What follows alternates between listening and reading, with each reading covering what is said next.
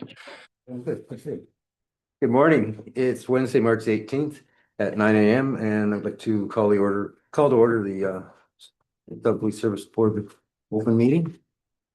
And I'd like to respectfully acknowledge your meeting on the traditional land of the First Nations that have been inhabited by Indigenous people from the beginning.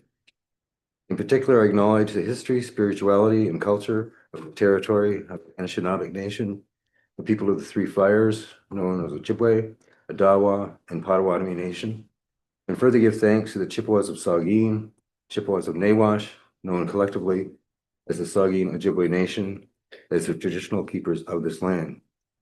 We recognize and deeply appreciate the historic content of this area, as well as the contribution of the Métis, Inuit, and other Indigenous peoples whose ancestors shared these lands and waters. May we live with respect for each other on this land and live in peace and friendship with all its diverse peoples. Miigwech. Moving on, if I have approval for the agenda, please, a motion. Marion, thank you. Brian, thank you. All in favor? Any declaration of conflict of interest arising with the minutes? Matters listed on the agenda. Hearing none. We don't have any presentations or public question period for this meeting. If I have a confirmation of the minutes of the public session held February 18th. Brian, thank you. Mary, thank you. All in favor? Harry? Any business arising out of the public session minutes? Hearing none. There were three items in the correspondence. The one was a news article about the new chair of the Crime Stoppers of Grey Bruce. There was a screenshot of a post from the Inter-Township Fire Department that they made on social media following the recent ice rescue. And also an email expressing thanks and gratitude to our officers who responded to an incident. Any comments about the correspondence or move on? I'll just note that last night there was a debrief for the ice rescue with all the first responders and myself and Suzanne and two of the dispatchers that were working were there, and there was nothing but positive things to say about our role in that, although it was just on the dispatch side of things. It wasn't any of. I'd be careful with just dispatch. Well, I think they did a great job. They did an amazing job, but I'm just saying we didn't get involved on the policing side of it. Right. Yeah. Right. Moving on then to Chairman's report. February 19th, I attended the OAPSB meeting virtually, and highlights of that meeting included that the TPA transfer payment agreement was almost completed with the ministry, and that's for to conduct training that we do for municipal and OPP detachments. Also, that TPA would stabilize our staffing and infrastructure. And since the meeting, that TPA has been signed off. So it's a company that are actively setting up training programs and schedules and things like that. So you'll see more coming out on the OAPBS website. Also at the meeting, we set up a new reserve account and a policy where its use was approved. The policy identifies what and where funds can be used and who is authorized to approve their use, and an annual funding formula. We also reviewed updates to the new website that should be available later in April. It will have a new look and feel, and the new PGO logo will be on the landing page now. All branding will be revamped using the new PGO logo and to be officially launched at the AGM in June.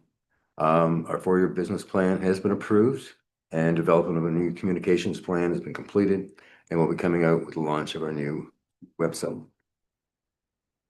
Under education and expertise, the following items will be made available to two members. We'll have online and in-person training, we'll have legal advice available, HR support, media support for key messaging, and government insights on the new website. Under the heading of advocacy, there's a new committee formed to address cost of policing. This is to be more in depth than previous reviews, and Solgen staff are now at the table and will be involved in stabilizing costs in the future. That's for all municipalities and OPP. WSIB, we're looking at a plan. Pardon me, And we're revamping the WSIB because it's outgrown its usefulness. It was never designed to be what it's being used for today, so we're gonna have to look at signing it. We also have some information on bargaining and legislative considerations and on bail reform as well.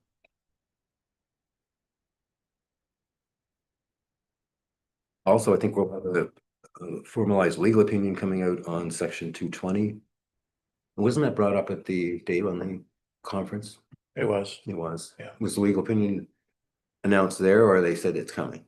There was nothing for the ministry. They had two labor lawyers basically debating the decision that came out of Waterloo and trying to explain to everybody what it meant, but there was nothing official that from the ministry in terms of their position on it. Very good. Also the so yeah, I'm trying to think what Lisa said that she thought since the conference there was something coming out more concrete. So anyways, stay tuned on that part of. Everyone remembers what section 220 was. This was in regards to having the HR manager, CEO, any legal people like that had to be outside of the Senior Officers Association, and there was some debate, and I think the Waterloo arbitrator said no, they have to stay within, and there was a bunch of back and forth. So that's sort of where it sits right now. Yeah, it was quite complicated, even such that the two labor lawyers that were there were taking different interpretation of the decisions. So yes, stay tuned. So then on March 10th, I attended the Zone 5 virtual meeting. The joint session with the chiefs of police included a presentation from Hank Zaire, and was on the Inspector General's decisions on finding reports that are coming out. I've asked Hank to give that report to the rest of the board at our April meeting.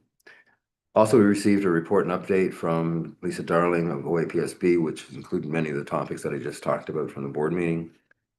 The next Zone 5 meeting is on June 9th. And they are looking for a venue to host the meeting. And I guess my question is, would our board be willing to host the next meeting, Zone 5? I believe the next meeting in June is in Clinton. Oh, That's something that came up in our minute, but they were looking for somebody to host for September. okay. I wasn't That there, would be but that was better. from our minutes. September or October, they set the date. Yeah. We did host it once before back in March of 2020, and we had it at the Great County. So we'd probably be looking for a venue that would hold about 50 people for that work. And then there'd be also the cost of doing lunch for 50 people as well. So any thoughts from the board on that? We got a lunch spot. Carol's son. Thank you, Marion. Yeah. I think it's a great idea to be hosted. It brings people to our area and it Yeah. gives us the chance to meet up and just us.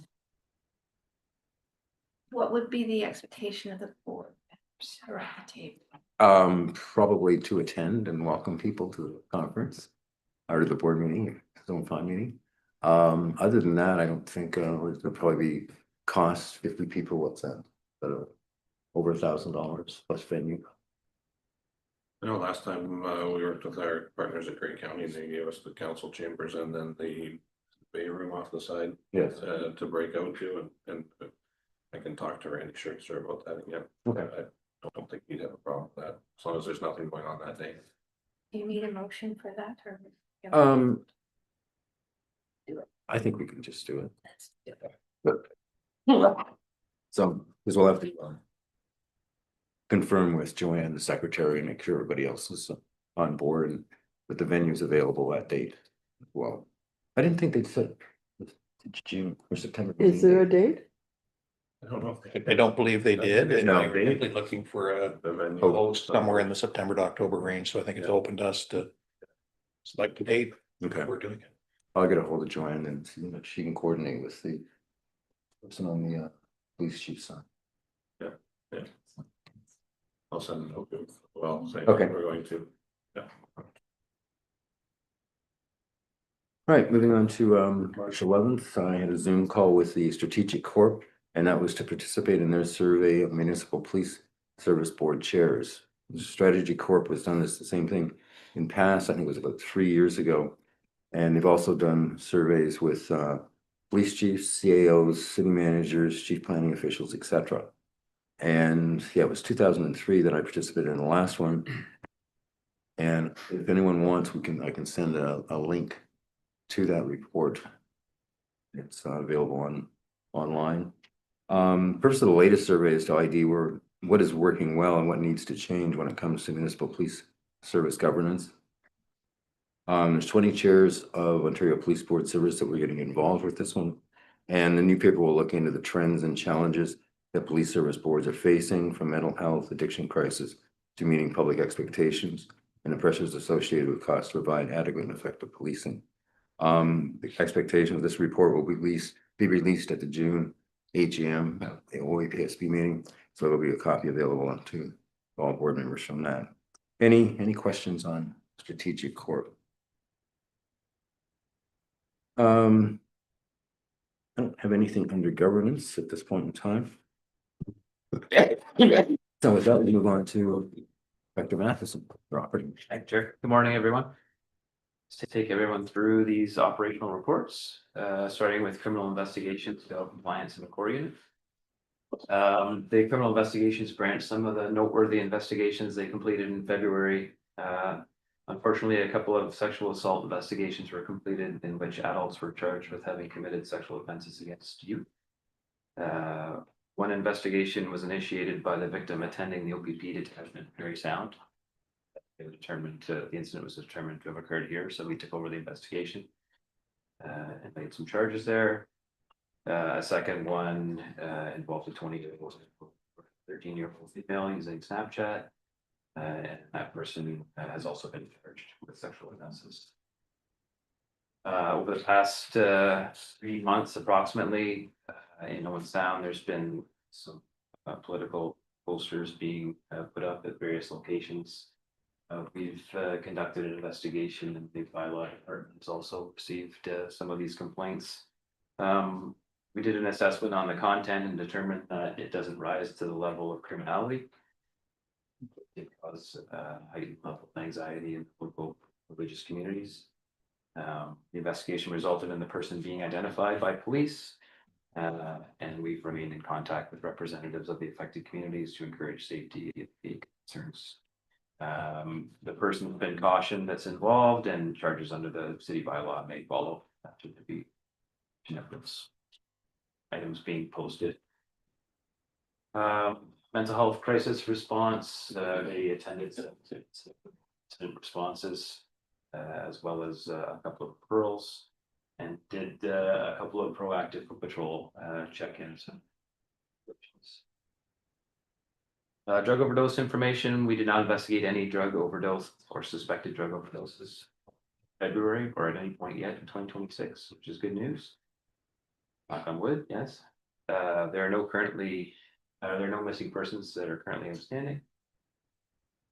Highlights of bail compliance and warrant apprehension unit, noteworthy 20 arrests in February on outstanding warrants.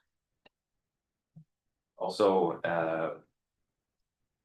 they were contacted by the Crown Attorney. There was supposed to be a sexual assault trial of the accused that was to begin during February, and the accused failed to appear.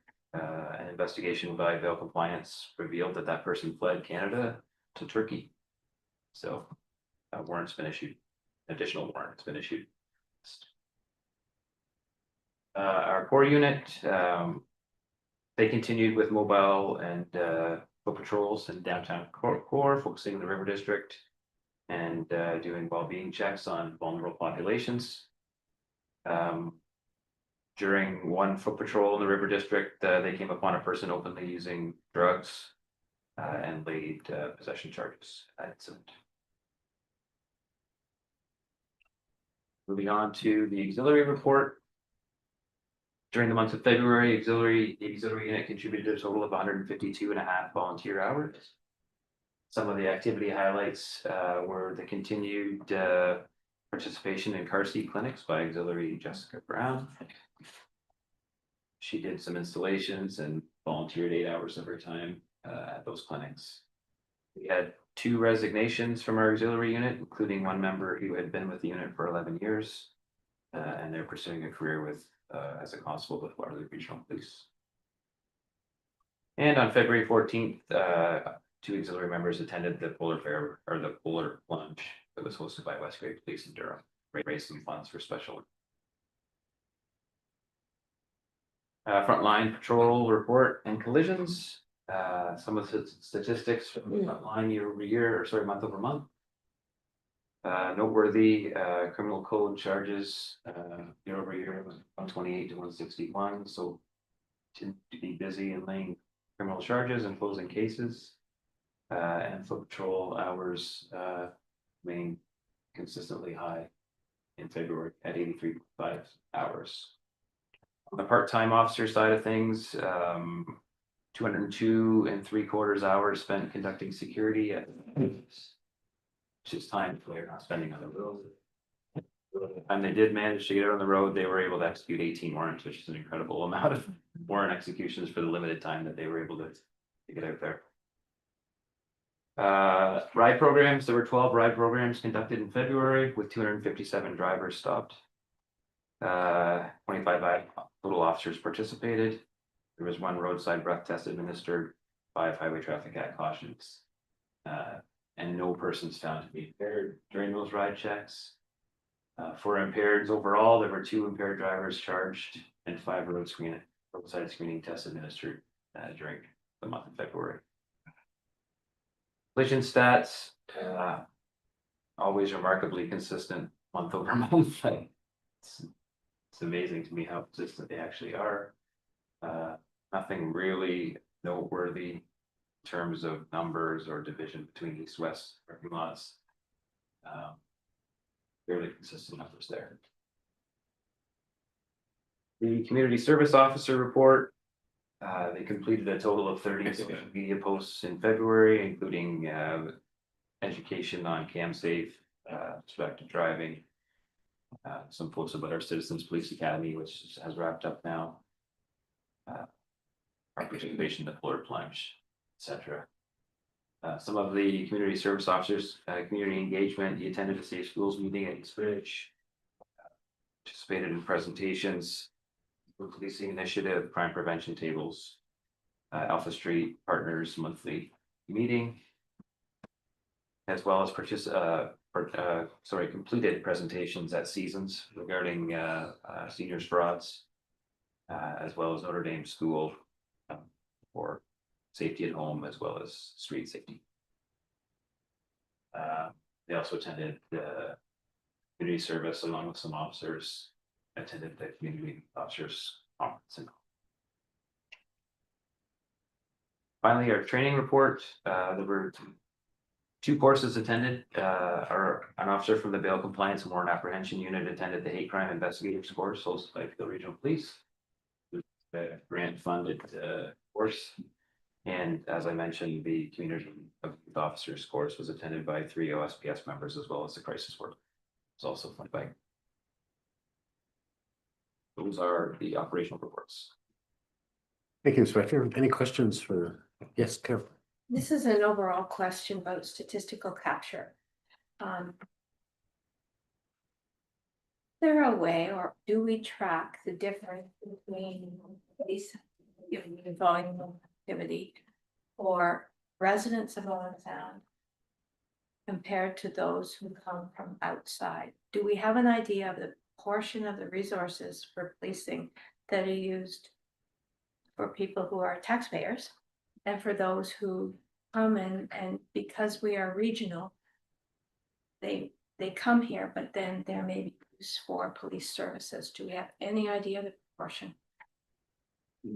No, the answer would be that, I mean, to say it would be very difficult to capture, because if somebody called locally about somebody who was on their property, is that then captured as somebody, a local problem, or is that somebody, the person being on their property being from out of town? Or is that an external property call for service? So you'd have to differentiate. We gather information on everybody that calls, whether they're local or whether they're not, and we gather information from everybody we deal with on where they live. But we don't, two things, we don't have anybody staff to break that down and get that number, and it'd have to be, how would you consistently identify what that metric is? So just to follow up on that, for example, the collisions. That takes time, investigation time. Do we capture proportionally? Are they people who are here versus coming through? Don't, you could do it manually. So at the moment, the capacity to do report writing through our statistical capture system isn't currently present. The reason I'm asking is that we know we budget based on a taxpayer base. You know, we have so many residents who pay taxes. But there are a lot of people who come through our city because we're a regional hub. And it would be interesting to know proportionally the demand on policing from the flow through and the fact that we are a regional in proportion to our 22,000 or, you know, whatever our tax base is. I know what our population base. To be able to say, yes, we have this as our funding base. However, our police service demand proportionately is this much because we are a regional hub. And I think that information ongoing as we go through all of the fiscal restraints and challenges would be really interesting, but I don't know if the reports report writing capacity within your system would allow to track either by postal code or address or whatever. I just want to raise that as something that I have been asked about, and I think it would be you may have a feel for it, but you know it factually, and you want to be accurate with statistics. Yes, ma'am. Don't disagree that it's not nice to know what's happening, but I think the service is based on incidents that take place in Owen Sound. Yeah. That our police service needs to respond to. Yeah, agreed. When we want to augment our budget, because we are, if we ever decide, and we've had these conversations around the table. If we know there is a budget base, however, we know there is a service utilization factor, and the demand for service has been going up, you know, that statistically. So to be able to capture, you know, the differential between, because we are responsible overall for whatever is happening within our city limits beyond. Right? So that's what I asked you a week ago, or a month ago, or whatever it was. Pretty much the same things because of what our population does. By 11 o'clock in the morning, it goes to what? Double, more than double. Well, So if we had that percentage or the number of people, like how much of a burden it is on our police force? Or if you want to put it another way, how much money the county of Gray should be paying towards our police budget, or Bruce, which would be Simcoe. 1 million, 2 million, I don't know, but that's where I was going with it. And you know, when you have that many people coming in, who's paying the costs? Mary? I think it would just identify the demand of our police services on the influx of the population. Yeah, and I think, so when they did the budget presentation, they did talk about the number of people that came into the area. I think that was something 50,000 people or something like that. And that's a market study, and it was designed, I think it was even appeared on the Old Sound city website. I'm not sure, and I've asked the same question like a couple of years ago, maybe. I'm not sure whether an appetite of the county stick to that under the current structure, or whether that's something that we would add to a regional service. And I think we already have that number with, there's another 50,000. We also talked about in a budget presentation, the highest number of charges and how much work that the actual police are doing here. And that's not all for 21,000 people. It has to be from outside. And the question that comes back is basically the question that I've had asked. Basically prove it. We assume that, but how do we capture to factually say half of our police work is from out of Owen Sound, or not you prove it, John. No. But But, you know, I guess- that, we assume, but our strength in requesting things is by the factual data that we provide, and that's a strength that I've observed sitting at the time I've been on this police services board. Data that comes forward is current, accurate, verifiable, and it helps to support the requests that go forward. So, yeah. When you say prove it, I think no matter what we bring forward, people won't listen to it if they don't want to listen to it. I've had experienced that over my last 6 years presenting to outside of this room. And so regardless of what you say, but all the information points in the same direction, and the volume of calls that we handle for the population is totally out of whack. Like, they're looking for a chief of police in an eastern municipality, and I happen to get sent information package about it because they're looking to see if I'm interested. And 122 officers, 22,000 calls, Just under. just under 22,000 calls. We're 45 officers with 18,000 calls for service. So the information's there if anybody wants to accept it, and the data's there and the statistics are there. You look at the number of criminal charges per officer across Canada, we're one of the highest. All those metrics point to the same thing, and it's really difficult to say, what is our catchment area, and in the summer it changes obviously, but in year round, there isn't a homeless issue in Bruce County particularly big because there's no place to put people. So Bruce County, rented the facility in Hanover, and then individuals who couldn't follow the rules were kicked out of Hanover and brought to Safe and Sound and driven to Safe and Sound because it's the only place that they can be in. I understand why they're doing that, but that creates issues for us locally. So it is compounded. All the information's there, whether it's anecdotal, whether it's statistical, based on our call volumes, our criminal charges per officer, all those metrics that we use. It's all there if people want to look at it and see it. But I don't know how we would, without hiring somebody to come in and look at all the stats and look at where their address is and what they do, and we don't have the staff to do that ourselves.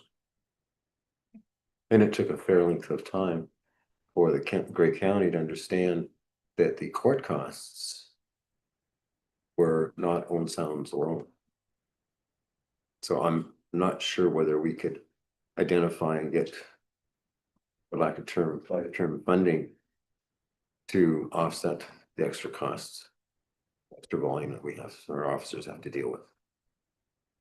But I understand what you're saying. I understand what Craig's saying too. We can have all the data and everything else, but if there's nobody willing to accept that, it's really difficult, and whether the cost would benefit us.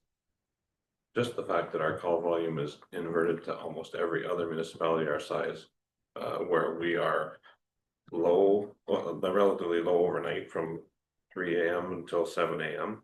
And then a lot of places will blip, come up a little bit, and then they'll drop off during the day. And because it's a bedroom community to everybody else, ours just climbs and raises and stays up steady all the way through until 9 o'clock at night. That in itself, if you look at that data and interpret that data as to when our call volume is highest, shows you that it's people coming into town. It's not necessarily people who live here. It's the people that are living here and the increased demand for service because during those business hours.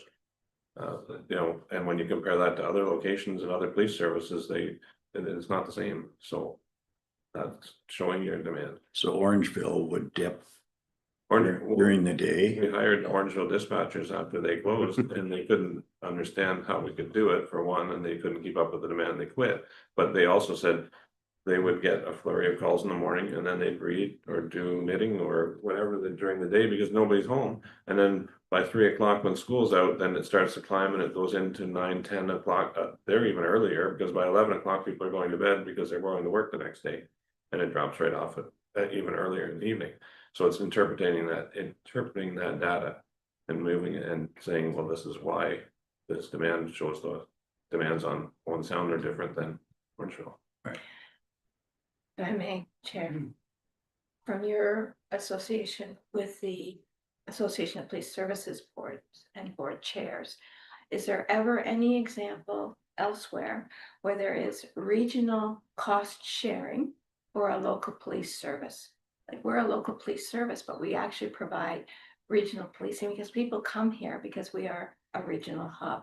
Are there any other examples where, for example, an upper level tier of government contributes towards local policing because of the regional hub? Or I think most of the cases are related to court costs. okay, Some of the places in Eastern, like Belleville, done that way, the court costs. They're not from Woodstock, Yeah. they're not really contributing to us. Yeah, Okay. but I don't think there's any that contribute to policing. okay, thank you. And I think now, there are formal agreements in place where they've actually created a region police service.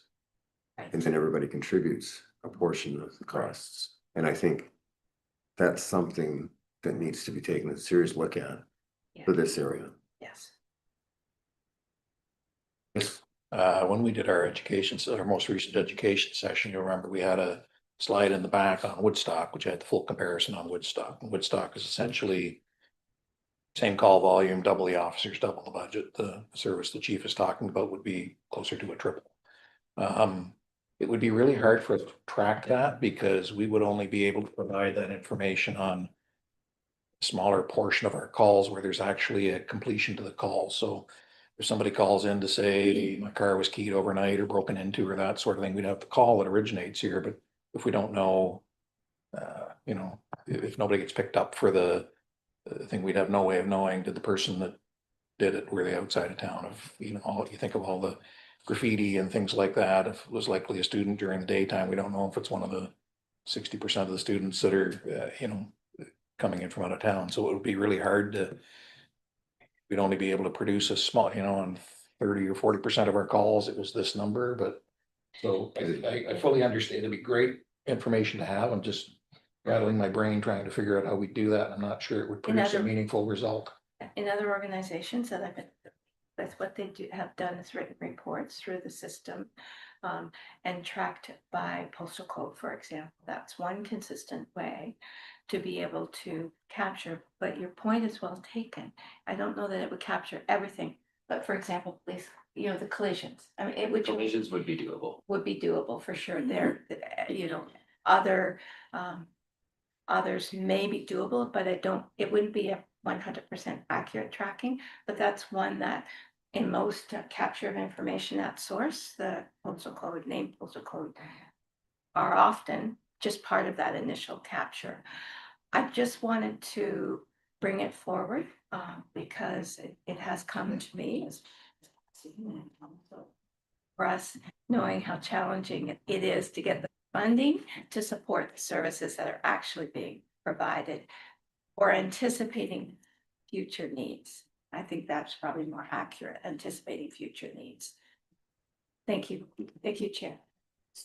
Not even sure. I'm not even sure that you need the accuracy as much as throw in a little bit of common sense. I think there's enough information there that, you know what the population's doing. But just a thought. Any other questions for Dr. Masson? Okay, moving on to administrative reports and you up for that. I can do the first couple and Well, Whatever you want. I'll start with the first one. Oh. So, talking about records, courts and bylaw. So on records, third-party wall searches are probably pretty consistent with last year. Around January, sorry, and they're consistent with the previous year, which is good news. We'd like, obviously, to see it go up if we can, but persons charged, I think, is a big increase. 64, but last year it dropped off in February, so I think you're seeing the continued increase as it moves across all the way through from one year to the next year.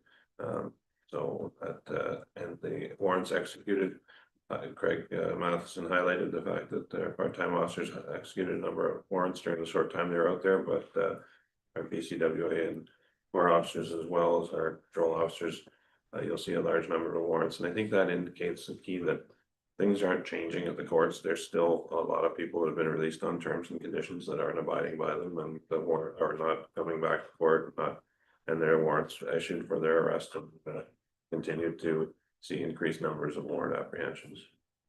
In the courts, fairly consistent. Some of our custodies are down, but our special constable hours are, they've increased quite a bit from last year to this year.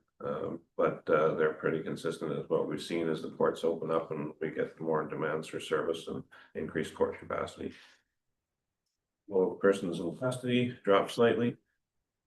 And special constable hours of court security, they dropped somewhat, but certainly that you have to remember too that's we have armed officers over there as well, so that adds to those numbers that weren't there until last August.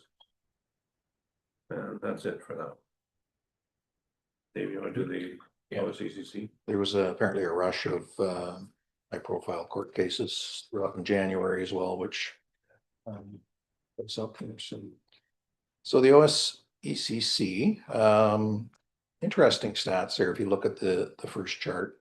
And the interesting one is, well, it's going to start the discussion that we just had, but if you look at the OSPS call average, sort of partly on the 6.2%, so that's our year-to-date increase over 2025, the same time frame in 2025. So we have gone up 6.2% in call volume between the same amount of time last year, which speaks to what we've been talking about. The last report, the chief just mentioned, for example, the person's charge is up 6.7% for us. So it's in line with the numbers that we're seeing of our calls as well. So the workload is still continuing to increase. I actually went down and had a chat with Suzanne yesterday because the numbers, if you look on the other side, overall for all of the places we dispatch, including all the police agencies, are down about 8.8% overall for the police calls that we took from all of the different agencies. But so those agencies are experiencing decreases. We're experiencing an increase. And I was just wondering if there was anything that was driving that in terms of an administrative change or anything, and it wasn't. So we're going opposite to the trending from what we see here. So also our number of CAT events that we deal with in a day is up by 2.9%, as you see down the bottom, as it relates to just our calls. So just means we're busier, but I think we've had that discussion. As far as the IT department, Just a quick question. How's Kara doing? Kara is doing surprisingly well. It's generated a bunch of inquiries in some of the other areas that we dispatch for that's had a lot of pushback to it, but here it's been relatively smooth. And we had a report. So I actually received a PowerPoint last minute on Kara, but there are no statistics yet on it. So I asked that we present that next month's meeting. So for those Kara's, the AI attendant have been implemented. So I have the PowerPoint. We'll have better metrics next time, but I know within the first 24 hours, we reviewed it and Garrett handed 80 calls for service already, and had distributed them properly to everyone, and it's been very effective. I'm not sure how many are completely avoiding coming in contact with an individual. That data wasn't available yet. A lot of them are saying, okay, we'll put you into the right queue, and then it gets sent to the right queue, or depending on the severity of the call, but very pleased with the results so far. So next month you'll have a PowerPoint presentation on all about Kara and what Kara's doing. So Yeah, Suzanne and her team went in and audited a lot of the first couple of days too, just to make sure that listening to the call to make sure it did the right thing, and in every instance they listened to it had done the right thing. So far sounds good. there's actually good examples of showing compassion and, you know, I'm sorry to hear that, and I hope that you and your dog are fine. It was, it's pretty interesting. Mhm. With respect to IT infrastructure, as some of you may be aware, West Gray Police Service got a new station. They moved in, I believe it was last Tuesday, Tuesday or Wednesday of last week, so. We had a number of our IT team down there assisting with all of the transfer. They had a busy couple of days that they spent in West Gray looking after that, so I believe they are moved in now and operational in their new station. Some additional work happening in Smiths Falls. NG 911 transition continues to progress for the hosted partners, which is again putting some workload on our IT staff, getting Bell Canada and our vendor partners up and running there. Purchased a few servers through some grants for some data analytics and NG 911. OSPS radio system annual inspections conducted and completed. And we also had a NG 911 system update, which was completed at both the primary and backup sites, and had a little bit of a busy day juggling back and forth when that happened. So other than that, that's the. Sorry. Any questions for Dave? Moving on to human resources. So, OSL, that's our new HR and data project. That's officially launched. They have made significant progress in doing the implementation. There's a lot of work to get all the data gathered to put into that system and put into a format, including all the training records. And so there's one of our members who's not on the road right now has been assisting with that. And so they're putting all that information together. They're working on on finding out the best way of implementing and getting it all set up and keeping it on track. So they held a meeting with the city to discuss integration requirements, so there's no need for us to manually enter information into spreadsheets and get it over to the city, because the system that they were implementing wasn't accepting a dump from a computerized system. So that's been looked at. So that'll be made. That'll be the big cost savings and time savings for our members as well. 30 forward, we had 2 female and 1 civilian, 1 sworn, have been selected to support the project. So we're moving that forward. Recruitment, they had a mini recruitment session, 7 individuals, 1 intends to apply. There were no offers made for the recruit hiring for the March intake for OPC, but we have some candidates that are doing their interviews and in the process right now for the June intake. And we also did some recruitment for a part-time data clerk. We've hired 1, but we'll probably be looking for additional staff in that area. So no new hires this month, no transfers or promotions. We had the auxiliary resignations that Inspector Matheson mentioned. One of our dispatchers, Jeannie Cozen, retired. That's her official date now, but she retired back several months ago and had been on time off. And then 2 special constables resigned from the service. One to pursue an opportunity in another service, and the other has just resigned. So we will be posting for special constables.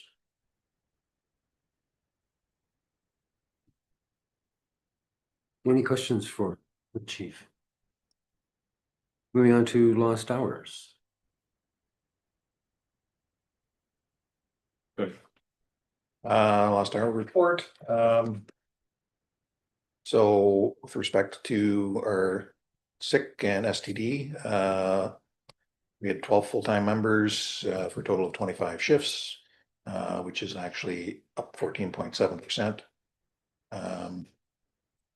Year to date for 2026, although we are down, so the total number of sick hours is down 25% over same time period last year, so that's good. WSIB is also down substantially, and chief, that'll be just from a case that closed out. This is reflected in those numbers. For 14.7% increase in lost hours due to member sick leave in February compared to January. There was an illness that was floating around that everybody seemed to be getting, that knocked us down a little bit there.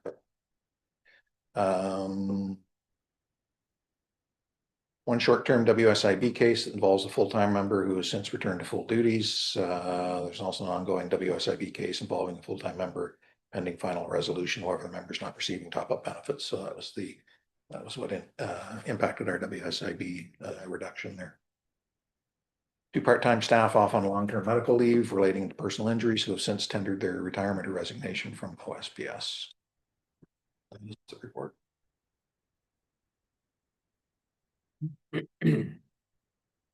Great. No questions, I'll move on. We'll talk about the annual building health and safety report. So in 2023, there was a significant audit done by the city through McIntosh Ferry. And that's already been provided, and it gave outlines as what needed to be done, that the board is well aware of that. Significant updates for 25 into 26. Parking continues to be a problem, but there have just prior to Brady Carpet leaving, the manager of corporate services over at the city, there's a streamlined solution, so it's effective March 1st that employees license plates will be put in for exemption over on First Avenue. So that was a big success. That's been several years in the process. Flooring, they're aware that the interior flooring requires updating. There's no capital in place, but they will address any safety issues. The brickwork, there's been no update on that. That needs waterproof membrane and metal cladding, but it's not currently in the process to be done. Power supply in the back with the rusting, that's a priority renovation, and apparently it will take place until sometime, and it won't take place until sometime in 2027. And at the same time, they'll be converting the LED to LED lighting. Cleaning services, the McKnight family continues to provide janitorial and cleaning services. There's no issues or concerns other than the fact that they're without a contract right now, and they've continued to work without a contract. Facilities work, respond to concerns in a timely, effective manner. There's discussions about having somebody over at least 2 days per week for ongoing maintenance and repairs. Front desk lobby, obviously we installed some plexiglass in the front desk, or replaced some plexiglass with a proper glass barrier and security barrier on the front desk. Last fall, the elevator's been serviceable. We haven't had it lock anybody in there and get stuck between floors. Almost today. And I was gonna say I was on it yesterday when I brought the day before, Monday when I brought water back here to the station because of the water advisory, and I thought I was gonna be stuck in there as well, but it did open eventually. There's a trick to it. You have to, when you get in though, where you push all stop and then you push 2 and it'll go a little bit and go back down to 1 and then you push 2 again and then it comes up. Oh, Are you really sure you want to go to? I didn't know the trick, but I was electing to send the water up by itself and meet it. You should probably take water with you too now. I figured I was safe because I had some water with me. The washroom on the main in the front lobby. There was discussion around that people were going in there and without the front desk staff being aware, and then there were some that were using inappropriate substances in there. So there's been discussions that will be keyed, similar to a garage gas station where you have a key on the stick that you can hand out so that people can't get access to the washroom without somebody being aware. And then as well, we'll have a key so that if we need emergency access to check on somebody, we can. The ODA compliance, obviously it's not AODA compliant. We need numerous renovations. They're aware, but there's no timeline for future renovations on that or to meet AODA, which is somewhat concerning because it doesn't meet all the needs of our community. Health and safety, in November 25, health and safety inspection was conducted. There was water intrusion during window washing, quite puddles in some areas. The HVAC system condensation was dealt with and potential mold contamination. The mold was remediated in the cell block, and then in February now, I think that was back in September, but that it started. But now at the end of February, there was remediation done on the second floor, the entire airspace, and all the tiles were changed out at that time.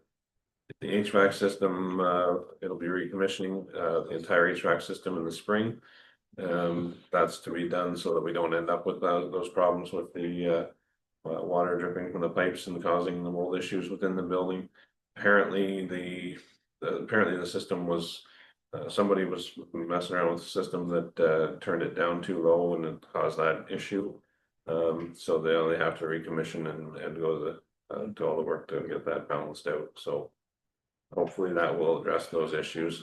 The interior paint, the new colors have been selected.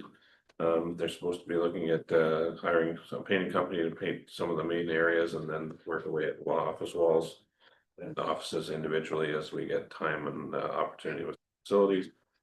They're routinely replacing outdoor interior and exterior burnout light bulbs. But there's always something going on. Our parking lots and sidewalk removal, Davidson Construction, we're contracted to perform the snow removal and salting services. That worked well. But it was identified that the sidewalks were a gap, so we may include sidewalks with that next year. At least once a day in order to make sure that that gets done because they weren't getting done in priority fashion. And obviously being open 24 hours a day, having a lot of walk-in traffic, it needs to be done better than what we had done. The parking lot sewage drain had been backed up, facilities had public works attend, and now we're gonna try and keep routine maintenance on that so it doesn't happen again. The main floor staff washroom renovation is supposed to take place this spring. It's original to the building, from what I understand. It needs to be updated. It's very out of date in the fixtures as well. The last roof repairs to prevent water leakage was in 2024. There were no concerns identified in 2025. Water filling station. So on March 6th, the new stainless steel water dispensing and ice making fridge was installed in the kitchen for the staff use. It's convenient. Seems to be up until this past weekend, it was working really well, and now it's back on track. So the building windows are manufactured in 1969 and require replacement. They're obviously the back wall was replaced during the construction of the communication center on the upstairs side, and when they were being cleaned this fall, water leakage through the window seals was evident. So all the windows were recocked, so at least that helped a little bit on the efficiency side of things.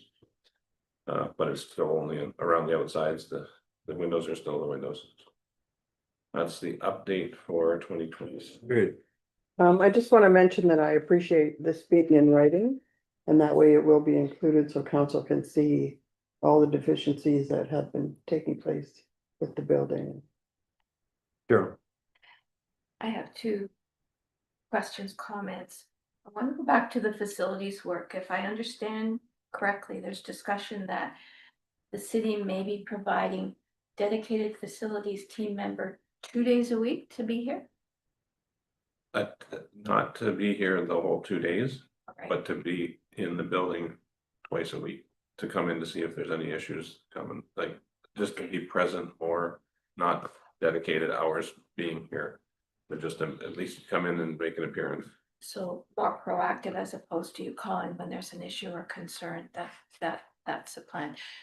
The question may be asked, is that provided at any other facility? I don't expect you to answer that, but that may be something we may need to have answered in the future.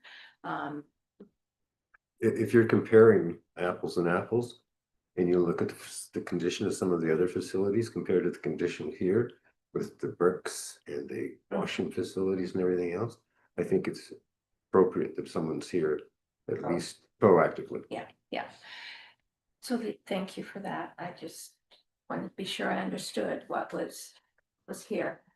I think, sorry, just before we move on, I think the commitment is to have actually somebody come in and check out the facility. Because right now, you're paying to have either a police inspector or a deputy chief or a chief go through, when we call and say, oh, there's a burnout light bulb in the hallway. Well, can you go through and check the whole building and tell me how many there are burnt out? And then we can bring the right number with us. You're paying an awful lot of money to have somebody walk through the building and count the number of light bulbs that are out. And by the time you get where you can't count them on your fingers and toes and you're still on the second floor, the issue is just come and figure out how many you need, because and what I'm saying is real life experience. Like Dave was the one that he was up over 20 and he hadn't gotten to the main floor yet. So those types of things there shouldn't be 20 light bulbs burned out in this building before somebody gets a phone call, because to do it. This is the proactive piece that, you know what, this is broken, that's broken, this needs to be done. Just be visible, be here, be present, and you can actually get. Because it's a 24/7 operational building. Yeah. The other comment or question. We had talked about working on the concept of a new building or something other than. I think it was assessing the facility we were in now. Okay, so, and I want clarification because we had struck a committee. I think Marion was on it, Brian was on it about the facility. And there was some understanding that it would be to look at the possibility of a new building. Can we have clarification around that? Because a comment was passed. And I'm not sure if it was the most recent council meeting, and I want us to be clear as a board. What is our intent around this particular building versus, you know, is this building meeting our needs? And if we're thinking we need to have something else or a new building, how is the communication to the city happening so that everyone is all in the loop on the same page? I think in the original, when we talked about that back in December, maybe. Somehow it came out of council that it was where the police board was going for a new building. It wasn't a new building. The purpose of the committee was to assess the needs of the service. Was the current facility adequate? And if it wasn't, was there an option to update, refurbish, whatever the case may be, or do we have to go for a new facility? I don't think anything's been done on that so far. Okay. And I know when I asked for other people to sit on the committee, I haven't heard anybody else other than just the whole board that was on it right now.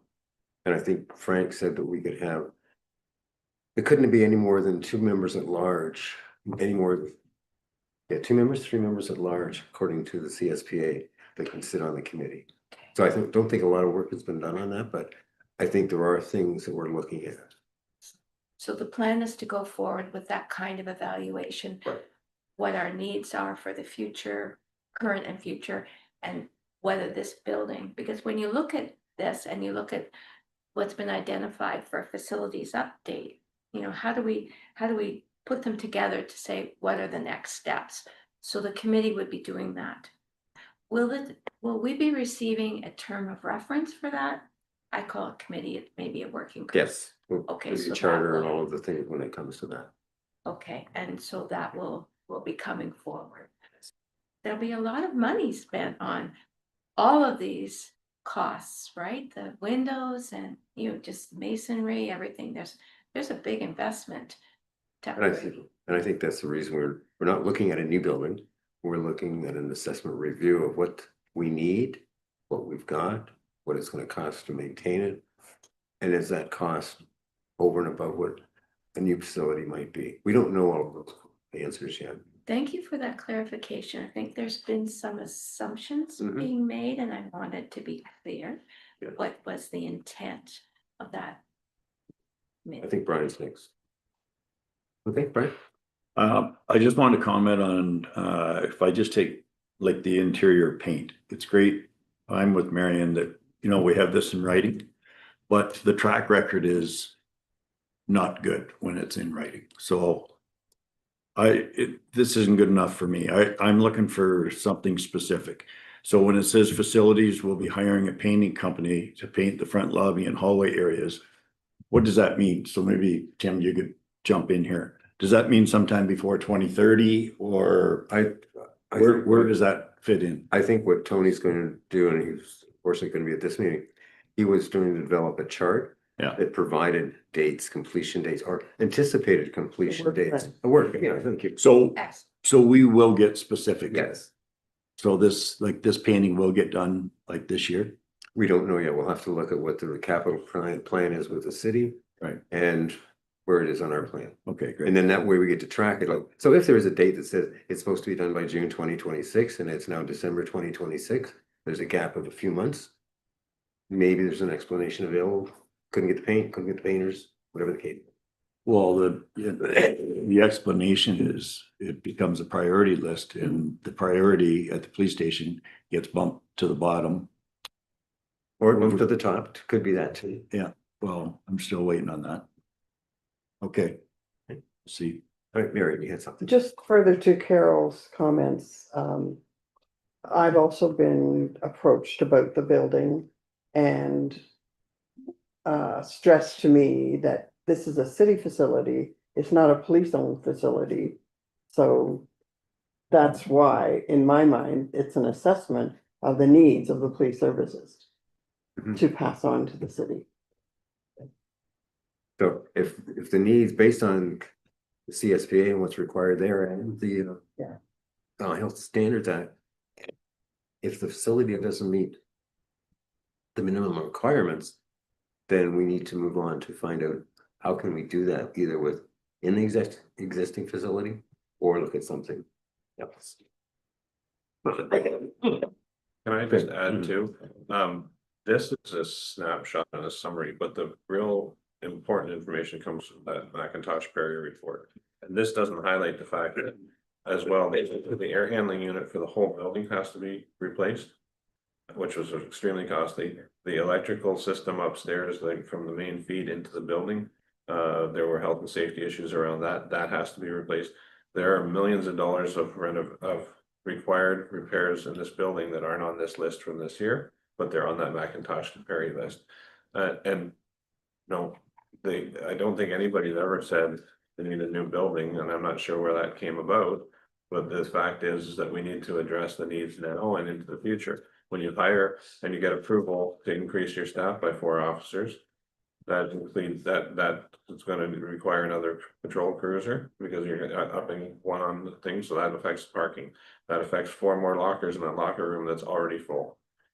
If it reflects, the hiring of women versus men, that also affects the building and the capacity, because the women's change room that was built back in whenever this was renovated 2009 didn't reflect the fact that we're aiming to get 30% female officers.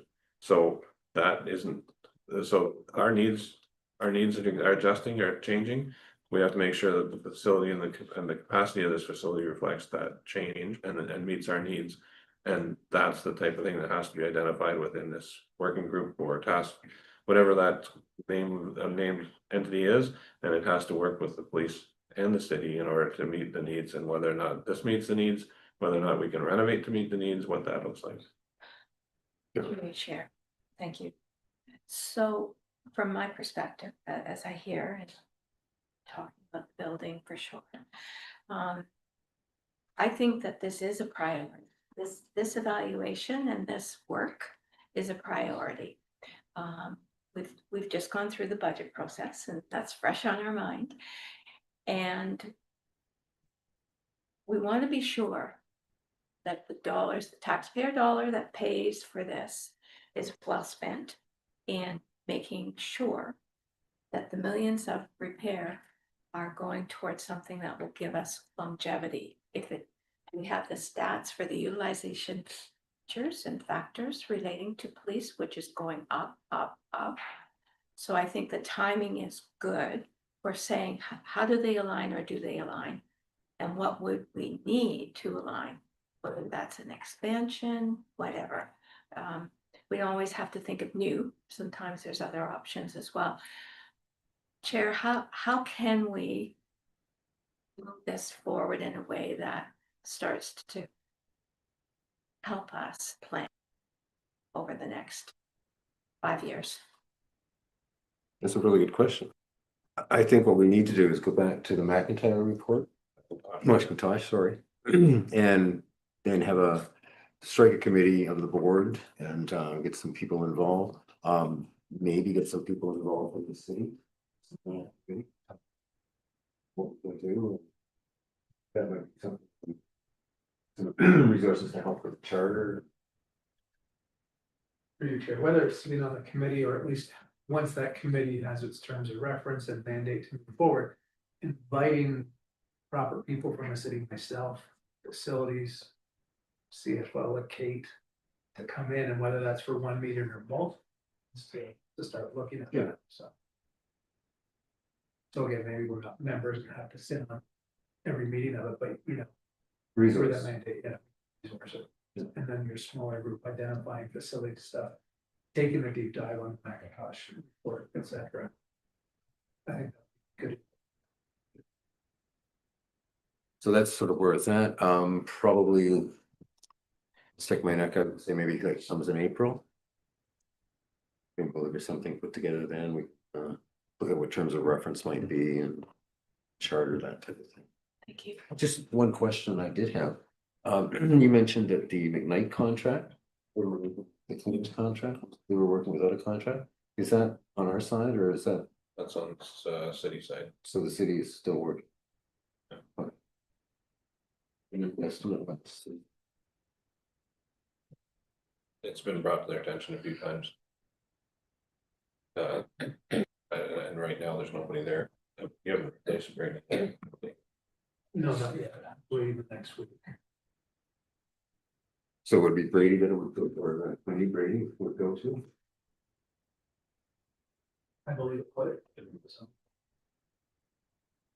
So we do, or it's not a big list one. She gets it. And from what aspect, sorry, I was taking a note about. Oh, sorry. We'll put it on their to-do list. This is just a contract.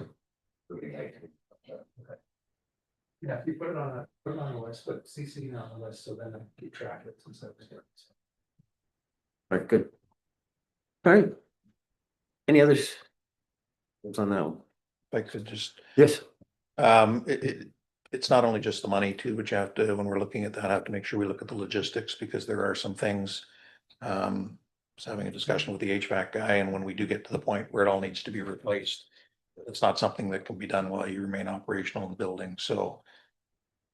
Chunk of the building has to come apart to do that, and I don't know how that would work for us in terms of 24/7 operation. where we would move to, or how that would happen. So some of the big picture stuff has to be looked at too, in terms of not only the cost, but is there a solution to allow for those things to happen and still be able to keep up policing operations as we.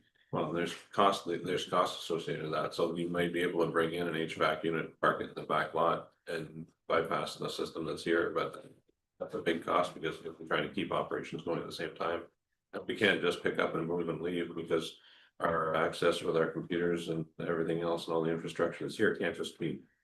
We just can't go somewhere else, and we can't hook up computers to an open network and start somewhere else, with given all of our security problems. So Sort of like changing the tires on a moving bus. yeah, and it's not a NASCAR tire change, it's gonna be. Yeah. It's a 60-year-old building, and Yeah. most of the time when you're putting in new buildings, you expect a 50 or 60-year lifespan out of them, so. And then into the surprises. Yeah. All right, okay. Moving on to financial update from. You already told us. What's that? Yes, but you already Oh, told us, it's not okay. because we. It's not because of the. No, anything with- Well, I'm glad you were here for that part. Thanks, Tim, appreciate it. Yeah, activity report, so I love that, I did attend the Canadian Association of Chiefs of Police Information Communication and Technology Conference in Vancouver. Report. 3 weeks ago, and We're on financial. I'll go back to that then. And so. Did I say operating? That was very interesting, very informative. It was on a lot of AI, implementation of AI, and we seem to do all of that, but we're not gonna go and put it into other locations until, we're not gonna be the front runners on that. Spent quite a bit of time doing NG 911, bunch of preparation presentations, Citizens Police Academy wrapped up. Dave, you coordinated that and ran that. I came in for the first night, and then that was it. And really great feedback on that from a number of members, and one of our board members participated in the program as well. Thank you very much for taking part. It's really an opportunity for our members to show exactly what they do, how they do it, and the pride they have in the work that they do. So I'll put a report in for next month. Yeah. We're just waiting on the post-course assessments and that sort of thing to come in, so. And other than that, I did finally have the court security discussion with the local justices, and that went ahead, and they are fully supportive of the implementation as we've chosen to implement it, but not less and not more.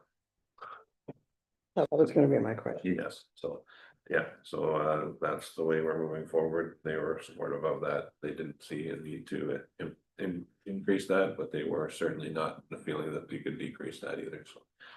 We were all on the same page. That's about it for highlights. Going back to the budget, I haven't gotten an update on the city, from the city yet. They're going, still doing last year's and the summaries and the, I guess the auditors will be coming in shortly and all those things, so I haven't gotten one, but we haven't done anything or had anything that would reflect outside of our norms for the first 3 months, so I don't anticipate there's gonna be anything out of whack with the budget at this point. No questions, we'll move on to other items, annual reports.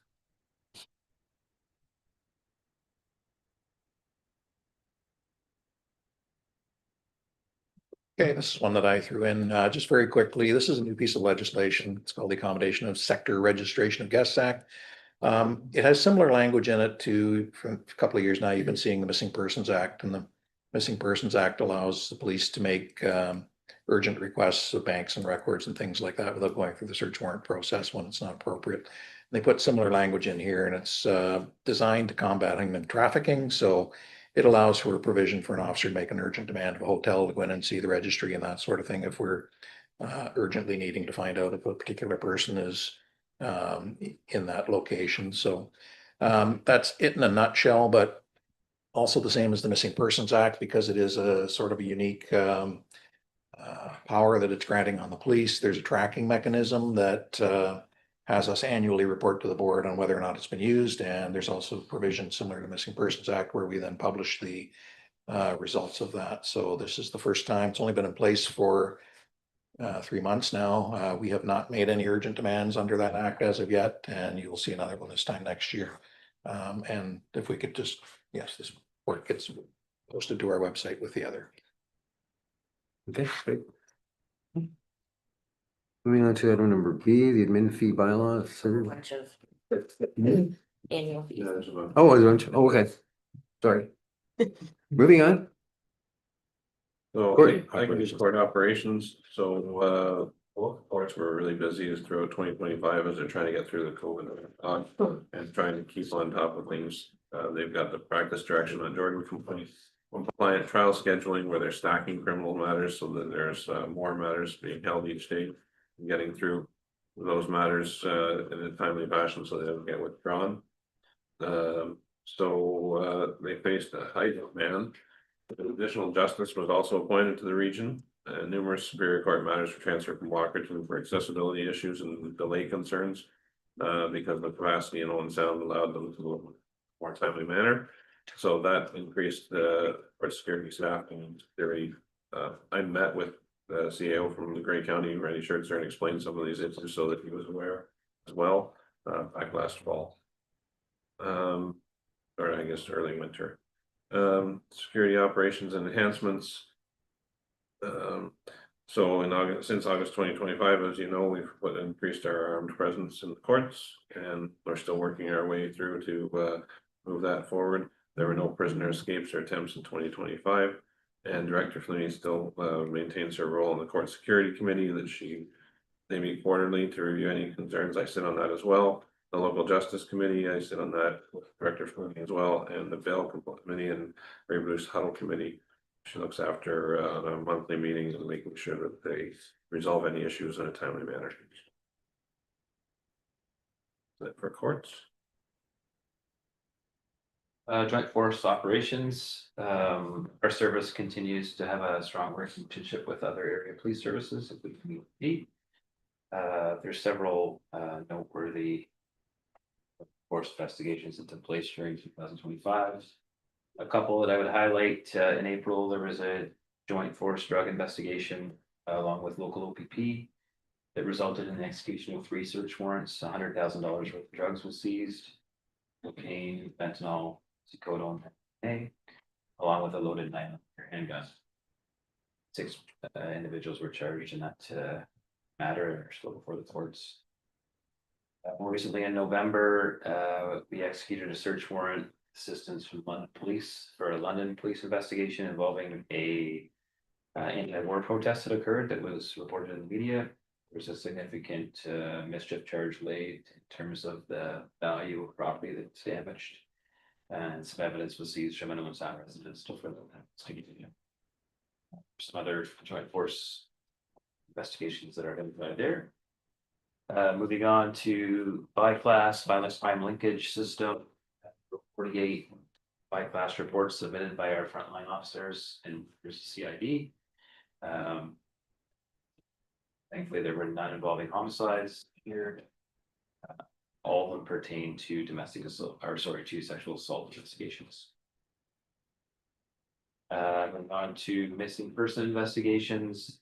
We investigated 78 missing person occurrences in 2025.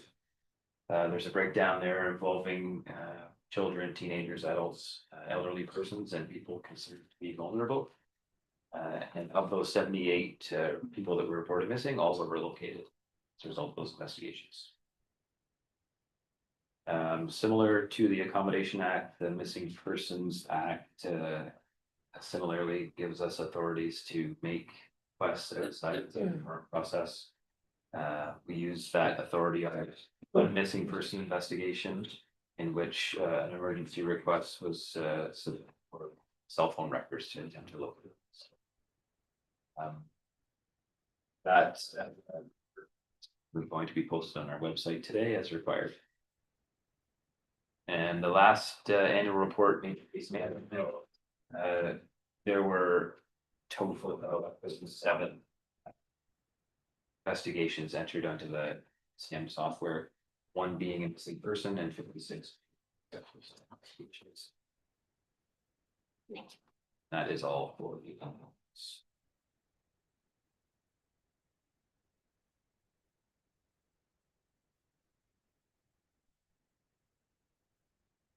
Reading. Now we can move on to first and second reading, or third reading of the admin fee bylaw. And if I could have a motion, Mary? By myself, seconded by Brian O'Leary, that leave be granted to introduce bylaw number 2026-01 admin fee bylaw, and the same be hereby deemed to have been read a third time and approved. All in favor? Carrie? Okay. Moving on to, next one is general policy 009, financial management. And I think we reviewed that at the last meeting. We found that there was some conflict between the Schedule B and actually in the text on eligible expenses. And I went through and updated that with track changes. And if everyone agrees with those track changes, we'll accept those and get it into, we'll approve it and get it into the list of general policies that we have. No discussion, kind of a motion to approve the changes. It's made. Brian? Okay. Marion, second, I think. Okay. Yeah. Moving on to item number D. Do we have to vote? Oh, all in favor? Carrie, thank you. Looking at general policy 003, board governance. And all that was doing was being updated to reflect the new proceedings that we have in the order of the open meeting coming first rather than what we had to previously. So if I get a motion to approve that policy. Mary, thank you. Seconder, Carol. All in favor? Carried. Fine if I don't talk, maybe I should take a lesson from that. Next item is section 14 agreement and Greg, I think you have that item. And I delegated that to the deputy, however, we've both been working on that. So the deputy reached out to the OPP to discuss exactly what it is. They provided a framework for that agreement. Went through that with and looking at what we require as you know, as far as assistance through section 14 agreements. And we did some work on the statistical capture of how many times we use it. The big ones are in the past for homicides, certainly for major case management. as well as accident reconstruction for pedestrian accidents, because of the level 4, we don't have a level 4 reconstruction, so we only have level 3. Those are the ones that we've used significantly in the past, but we also need to have limits in place to cover ourselves off for things such as public order, if there are large scale event here. Crisis negotiation, major tactical presence, all of those things. So we've checked the boxes on a lot of things and said we've needed on an ad hoc basis if it's required. And our past usage has been very low in all those items. So I completed that. I provided to the board chair. Dave, anything to add on that? No, I'm not sure what next steps are now. I think we wait once we submit the questionnaire and they're gonna reach out to us with the next steps, so. Yeah. It's a new process for everybody since the acts just come in, so I think we're at the front end of it. We're one of the first ones to reach out, so. So that's been provided to the board chair for signature, and so we can submit that and keep the process moving forward. There's a deadline to submit sometime at the end of April, but we're gonna get it for the end of March. Good.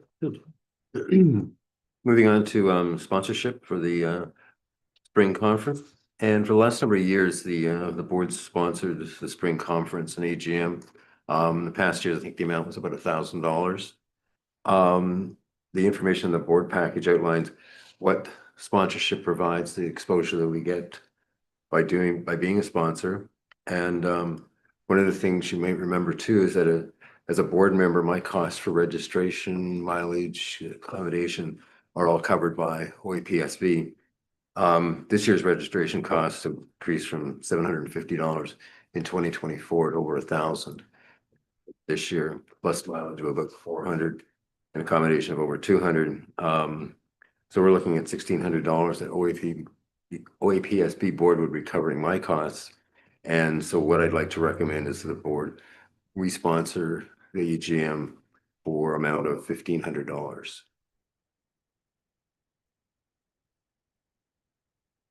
Any thoughts, discussions? A motion for that recommendation, Phil? I'll second that. Second, thanks, Brian. Right, Yeah. all in favor, carried, thank you. All the things in my mind. Anyways, moving on to, we have a motion to move into closed and confidential closed. Moved by myself and seconded by Carol Mert, that the board move into closed session, and upon termination of the closed session, board move into confidential closed session.